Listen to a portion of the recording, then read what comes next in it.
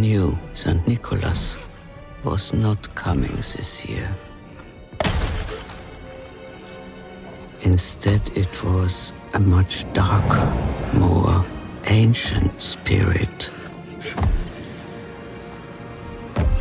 The shadow of St. Nicholas. It was Krampus. Hey there, Adam Scott. Adam Scott alone. This is only you we are saying hi to.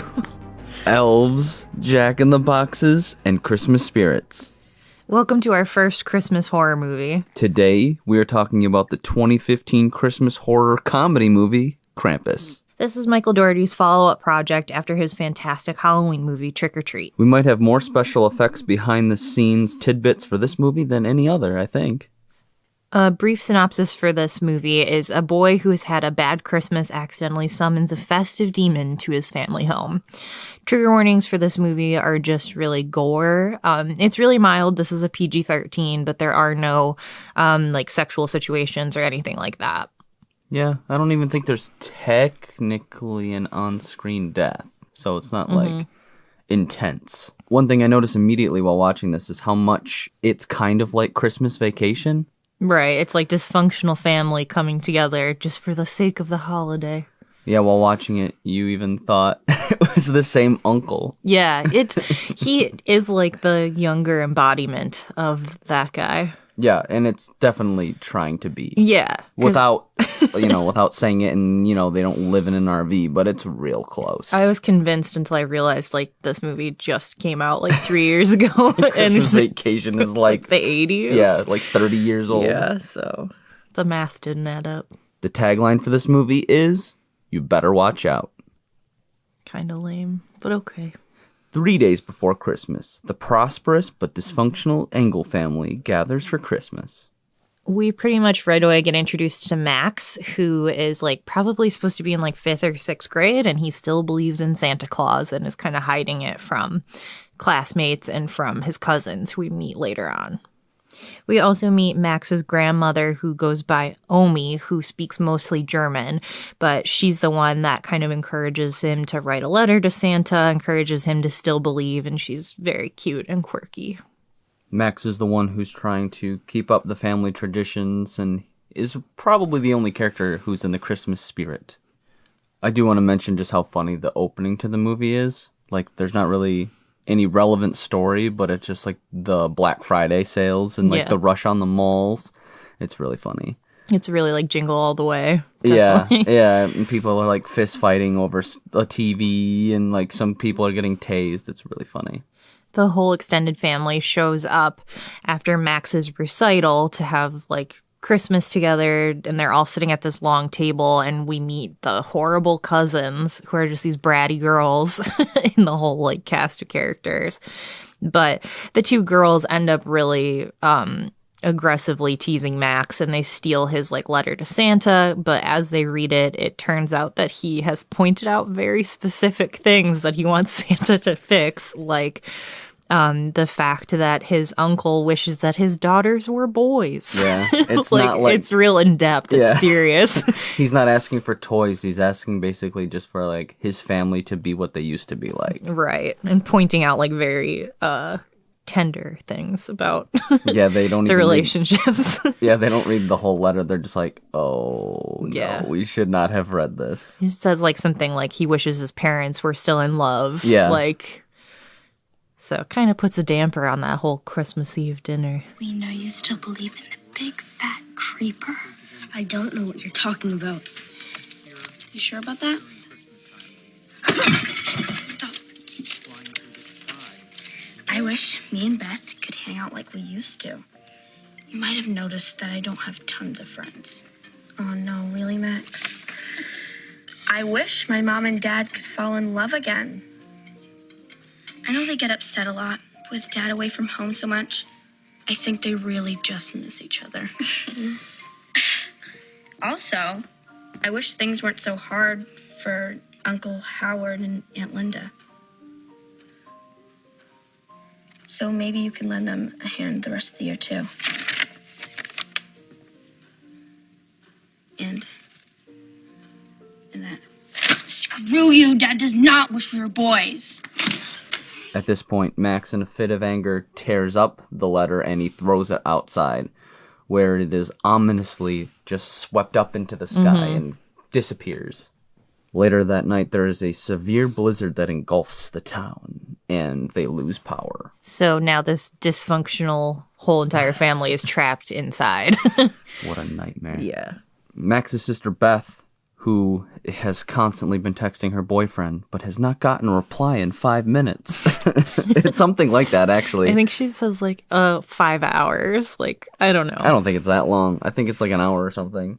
But anyways, yeah, she goes out because, I don't know, the whole family's like, yeah, she'll be fine. Yeah, but he apparently lives 3 blocks away or something, walking distance. So even though it's a blizzard. That is literally how every murder starts. Sure. It's always, she only had to go 3 blocks. Except what Beth finds is something she has never seen before. And on the roof of a house lands a giant horned and hooved creature. And the scene is really cool. It's really ominous, and the whole setting is gray, and it's snowing, but it almost feels like it's not is it a tree? Is it something weird on these people's house? It doesn't, I don't think, quite register right away that it is Krampus or a monster, Realizing it's a potential threat, she starts to scream and run, and yeah, nobody opens their doors. She just runs past all their neighbors' houses, and this creature starts running from house to house to house. Yeah, and it's actually kind of scary. It is actually kind of scary. And she hides under a van. I wanted to say ice cream truck. Why did I want to say ice cream truck? No, it's definitely not an ice It's cream truck. definitely just it's not UPS, it's something like that. Yeah. It's a delivery truck. Yeah. Not an ice cream truck. You got ice cream on the brain. I've just got killer clowns on the brain. They have an ice cream truck. That's true. But this scene is cool because it's not like this giant creature flips the truck and grabs her. He just leaves a little jack-in-the-box, which takes her. Yeah. After a little while, Adam Scott, her dad, and the uncle, the guy from Christmas Vacation, decide to go out into the blizzard to look for her. And so they drive their truck over to the boyfriend's house, and they notice, they, A, can't find her, but B, the chimney of his house is, torn open, and they have on the inside. Yeah, they don't know what is going on. They also find, these large hoof prints, and the uncle, who is a hunter, says, I have never seen shit like that before. Right. And there's a very, Tremors reminiscent moment where something's under the snow and is attacking them that they can't see or, really escape. And the uncle, in the scene, the thing grabs the uncle and, bites his leg. Yeah, and that's, probably the goriest part of the movie. Yeah. So for the rest of this, he's, limping and... But they basically give up. They don't see the daughter anywhere, and they end up going home to warn the family, get prepared. They don't know what the heck is happening. But while they sleep, a gingerbread man on a hook, almost it's supposed to be fishing. Yeah, very weird. It's like the fire goes out in the chimney, and it just kind of creeps down on this big hook. Yeah, did you see, too, that Seth Green voiced the gingerbread man? And Justin Roiland. Who's Justin Roiland? One of the creators of Rick and Morty. Oh, He also voices Rick and Morty. I've never seen that show. Ah. But Seth Green, I thought that was funny. And the other guy from that other show. All right.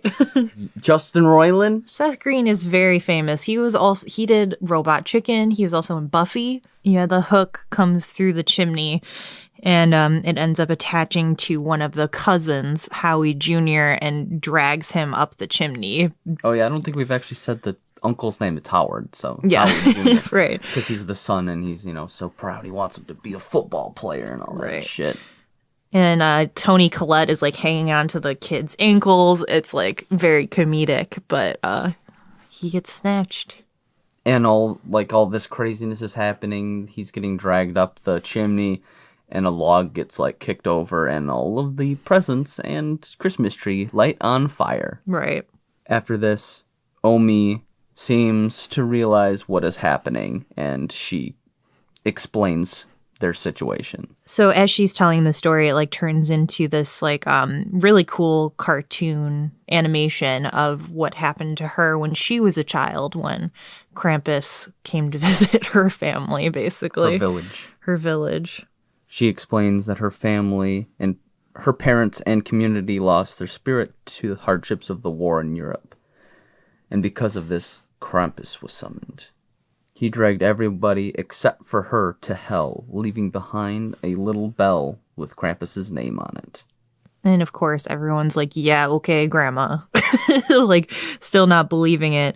But previously, we had seen them bring in a bag of toys that were left on the porch that start to kind of come to life.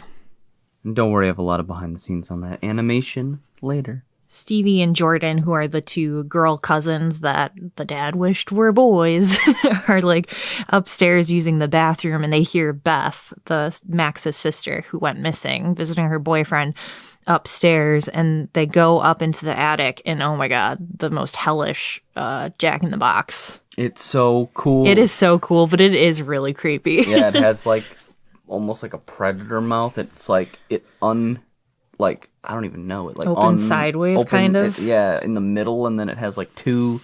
I don't know. It has so many rows of teeth. Oh yeah, and it eats one of the girls. Like she's like halfway ingested. It's wow.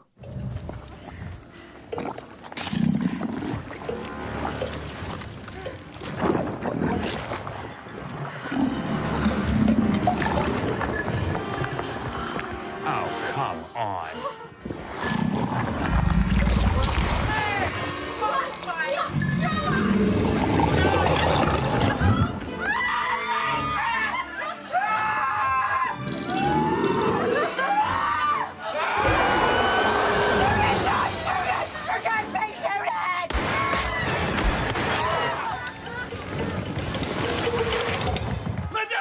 At the same time, there's also these... There's a teddy bear, an evil teddy bear that attacks them. And it's got this giant mouth with so many teeth. Yeah, the creatures are great. They're all definitely unique. And there's a cherub angel who, like...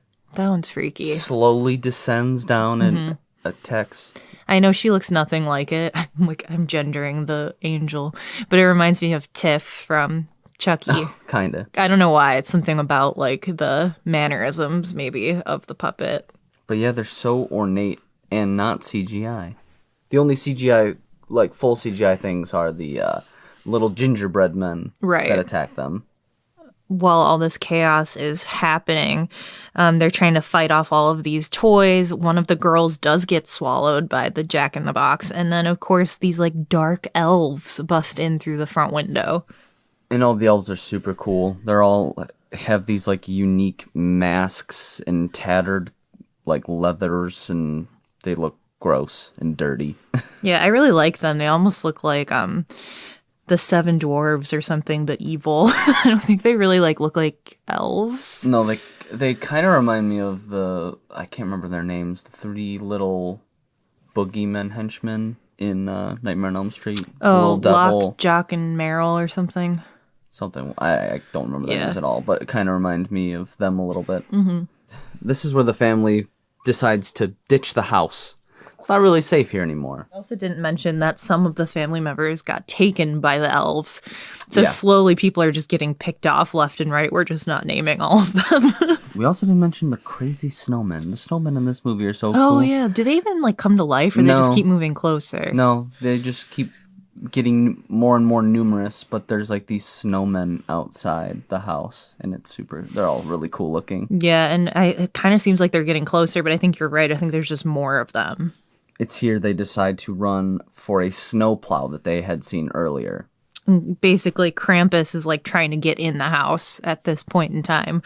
And Omi basically sacrifices herself to let the family escape because she thought he was coming for her. Yeah, and he explodes out of the chimney like he had in the other houses, in Beth's boyfriend's house.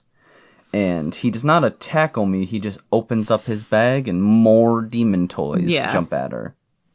As the family is like escaping to the snowplow, there's more of the like Tremors-esque snow monsters that grab Tony Collette and I think eventually Adam Scott too. Yeah, and these are even like cooler and scarier the way they get taken because they're just like standing up straight and they're just like bye and then whoosh, just completely vanish under the snow. Stay here. I'll be right back.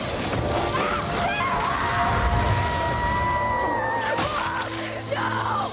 I love you. In the truck, unable to get it going, Max is in there with Stevie, and elves break into the truck and take Stevie, and Max, goes with them trying to get her. And that's where he sees like this giant hole to hell, basically. Yeah, I said Hellmouth, but I got like Buffy on the brain now because we're talking about Seth Green. Yeah, and when Krampus throws Stevie into the like pits of hell, it is actually kind of intense and scary. Yeah, because there's not only just Krampus there, but all his sleigh and all his like demons, and it's actually it's really cool. Yeah, a little scary. In a classic Christmas movie moment, Max apologizes to Krampus and to all of the demons involved for losing his spirit, his Christmas spirit. Although Krampus, his heart didn't grow 3 sizes bigger and gives Max just a bell, but is definitely keeping the family. Right. And Max, a little upset by that, doesn't keep the bell. And after refusing, and basically he's just, he wants his family back. And then, in a way, Krampus really does give him his family back and just picks Max up and drops him into the pit. I take back my wish! I take it all back! Give me back my family!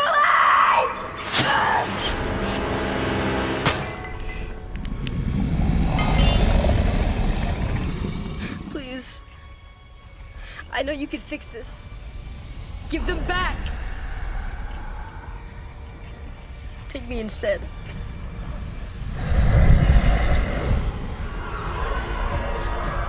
I'm sorry. I just wanted Christmas to be like it used to be.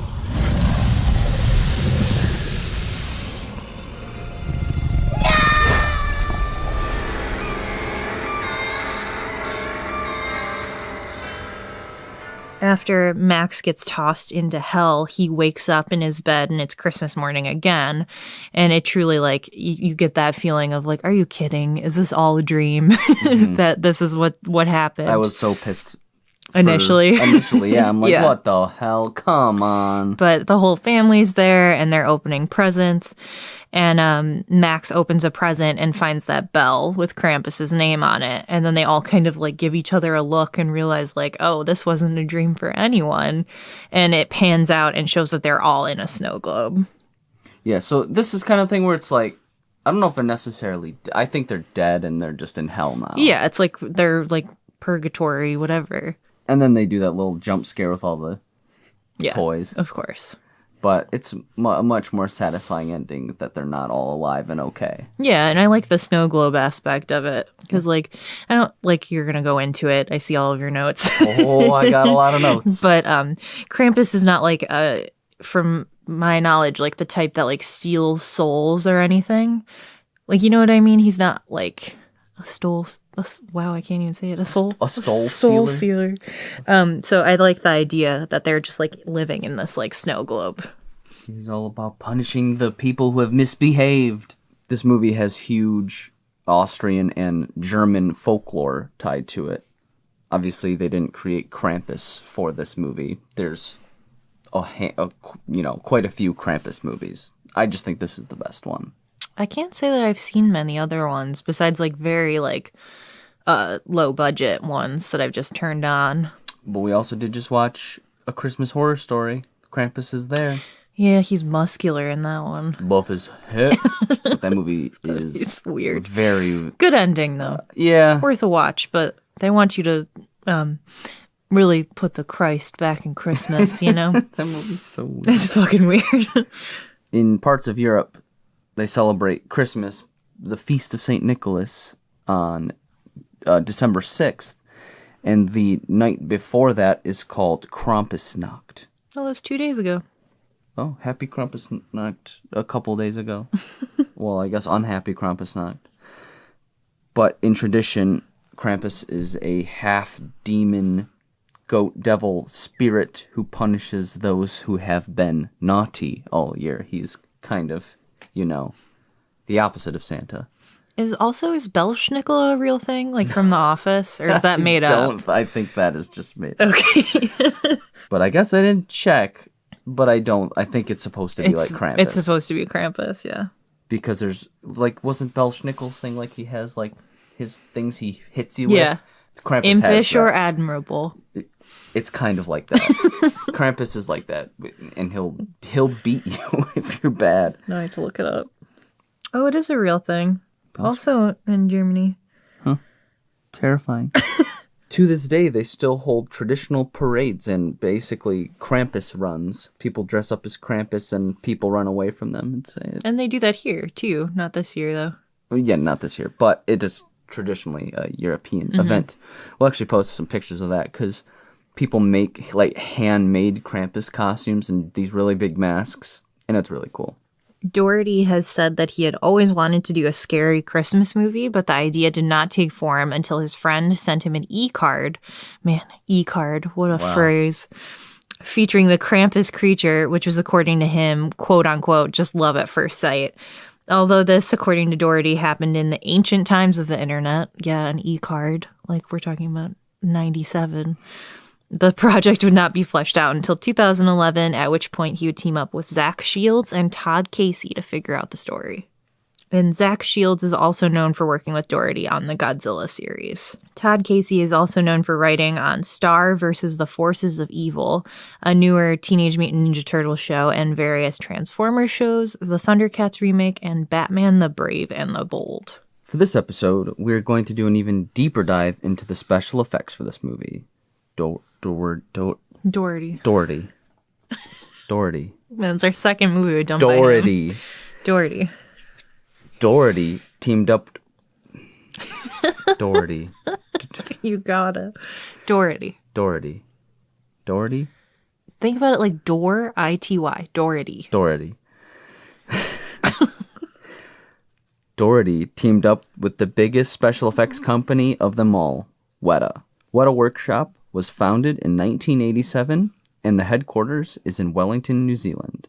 Weta has worked on all of the Lord of the Rings movies, The Avengers, The New Ghost in the Shell, and much more.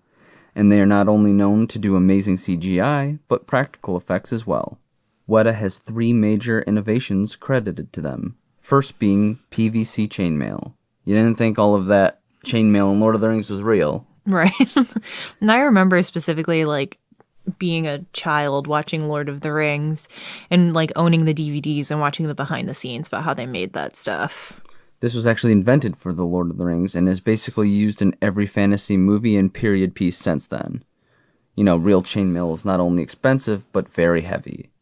For the Lord of the Rings movies, roughly 83 million links of chainmail was made from 7 miles of PVC. It's insane. That is so much. Can you imagine, connecting all of that, too? How did they do that?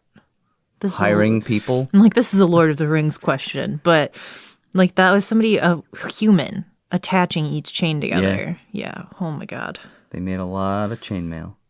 Also, created for the Lord of the Rings, but used elsewhere, were called bigatures, which are a middle ground between miniatures and real structures. The largest they have made is 9 meters tall. But it's so you can, capture more detail than a miniature, but not actually having to go to a real castle. Lastly, and used in Krampus, are what's called the Weta legs. The name Weta legs is Weta Workshop's name for a low-profile, professional-grade reverse leg stilt. So basically, when characters are walking up on their hind legs, the classic, fawn look. Mm-hmm. They use them in stuff like Pan's Labyrinth and... a lot of things. You know it when you see it. Weta is just basically the holy grail of special, practical, and computer-generated effects. They were they've been around since the 80s, so they've been around before CGI was even a thing, and have fully embraced it. They even have, like, headquarters in London. They have one in the United States. They're basically, like, the biggest effects company out there. Maybe they'll like our episode about them and they'll fly us out to New Zealand when the pandemic's over. That would be amazing. I'm gonna visit that gift shop they got, though. Oh, yeah, you were already, like, trying to buy shit online. Because they also have their own... They have sculptors. And, they make cool stuff, so then they mass produce a couple things, and they got some cool Lord of the Rings stuff, they got some cool Ghostbuster stuff, they got some cool Alien stuff, because they've worked on so many movies. I'm gonna buy something.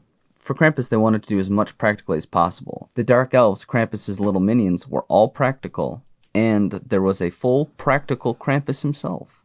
Which you can tell. You can tell on all of the creatures that they are not just, like, garbage CGI. Not that any of the CGI in this movie is garbage, but, like, the gingerbread men are complete CGI. And for me, like, obviously I really like the practical stuff. That, like, takes me out of it a little bit to have a CGI monster.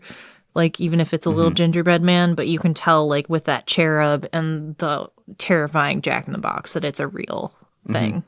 All of the elves got their own fully sculpted mask, as well as the angels. The cherub angel had robotic wings with fully articulated eyes and eyelids, and had a fully animatronic mouth. The scene where it comes down from the ceiling and unwraps itself, the one where it attacks Toni Collette, took 4 puppeteers and 2 animatronics engineers. I love that. Takes 6 people just to make this puppet descend. Yeah. But, it's one person on... 2 people on remotes, one moving the mouth, one moving the eyes. But it's funny, because it's like, okay, well, when it's falling and flying down, it's literally one person flapping the wings, one person doing the face, one person doing the arms, and it's literally just attached to a boom pole, and they're just dropping it, basically. The killer teddy bear was practical as well, and he was a puppet with a giant mouth and 4 rows of teeth. He was operated by multiple people, sometimes one controlling his mouth and head and 2 people on his arms. Some of the teddy shots took at least 4 people as well to operate the puppet. Holy shit, I can't believe that the Jack-in-the-Box is real. I love that thing. We'll post something about the behind the scenes for that, because it's insane. It's gigantic also. And it's so terrifying. You can watch behind the scenes of them sculpting. It's fully opened mouth, the giant one. It's so cool. And there's actually a person in it. So, like, the arms. Right, I did see something like that, because he had, like, no range of motion, really. Because the thing is so big.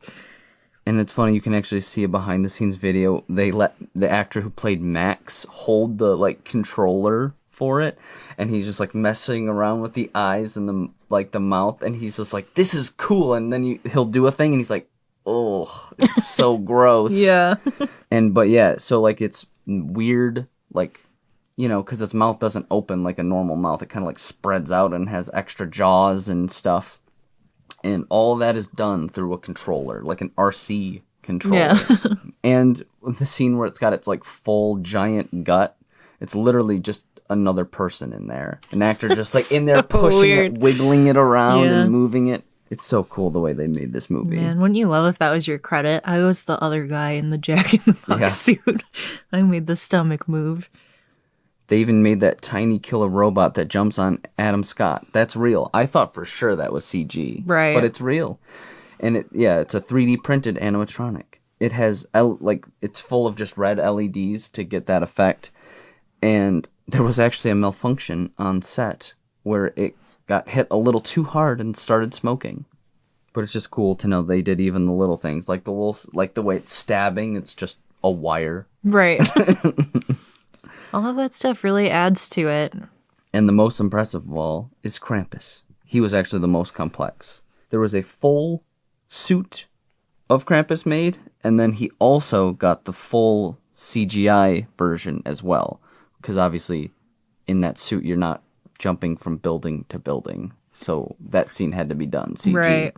The actor in the suit said it was tough to wear as it weighed 70 pounds. That's insane. It's so gigantic, though. And he said he couldn't see anything out of it. So, probably tough. The only thing that they couldn't do because it was just too time consuming, was the tongue. The tongue was actually CG for Krampus. There was no real tongue. But yeah, the giant horns are real. The fake chains. He actually wore these finger extensions. I love that. The long, creepy fingers are so important to that character. Yeah, they have like these like springs in them, so it's not just it's actually adding extra joints as well. Oh, weird. Not just like crappy later Radu fingers. Yeah. They actually bend naturally.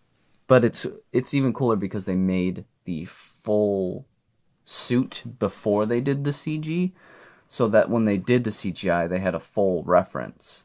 And they did like a full scan of the guy in the suit before they did the CG suit. That makes sense, because like the CG scenes also are like I mentioned, like during those like blizzard scenes, so it's like you really can't hate it too much. Like he's doing magical, unrealistic things, but it's like in the distance or like it's under the cover of snow, so it doesn't look so ridiculous, which I think was on purpose. Yeah.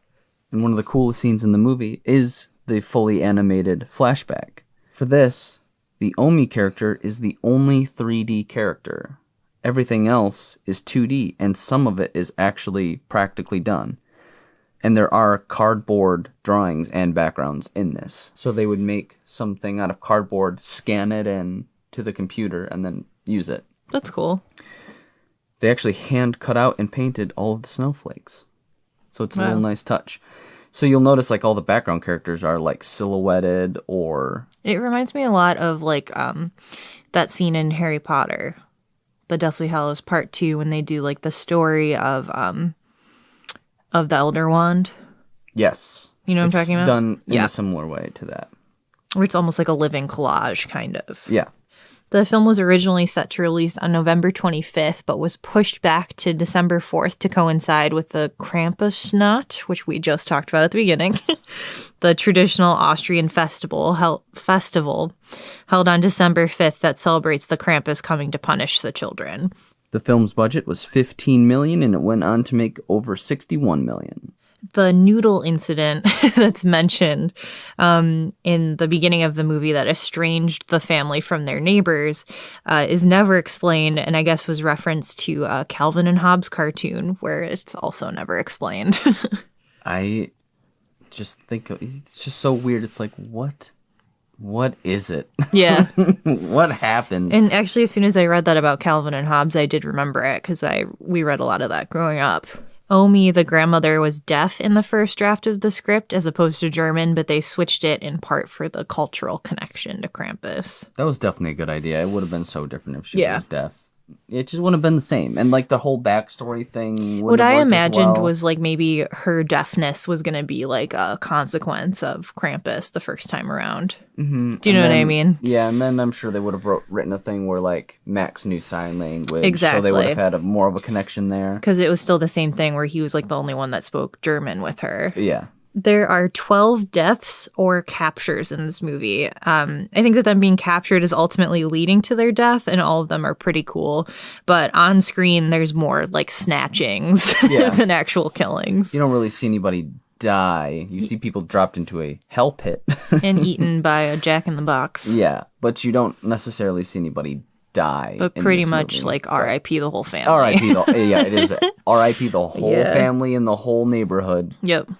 This movie is a lot of fun and has some of the coolest practical effects of all time. I'm not a huge Christmas person, but I love a good Christmas horror movie, especially when they're made by the same guy who made Trick or Treat, one of my favorite Halloween movies. Yeah, this definitely is really fun to watch, and I like that it kind of pokes fun at like the classic Christmas, like the whole family's here type stuff. It's definitely one that I'm sure we'll continue watching in Christmases and holidays to come. You can watch this on Hulu if you have a subscription. It's one of the add-on ones though. It's not like your base Hulu. It's probably Showtime. I don't know. I have no idea. Whatever. So it's kind of on Hulu. So dumb. But you can also rent it on Amazon or YouTube. They need to change it. It shouldn't say that you can watch it if it doesn't come with the base subscription. Or like when you Google, you Google Krampus. Oh, it says it's on Hulu. But it's like, at least just say, come on, Hulu. We're so used to that disappointment at this point of seeing that if it says it's on Hulu. It's like, no, it's not. I'm like, fuck you. No, it's not. Or are we just like, oh, it's on Hulu? Yeah. Just be prepared. For our next episode, we're keeping up with the Christmas spirit. We are talking about a movie from the man who brought you hits like Small Soldiers and The Howling. Small Soldiers was like my favorite movie when I was a kid. We've talked about this. Small Soldiers is amazing. But we're going to be talking about Joe Dante's 1984 film, Gremlins. Don't feed him after midnight. Great job. Great job. You did it in that voice. But don't feed him after midnight. You did it. Great job. Great job.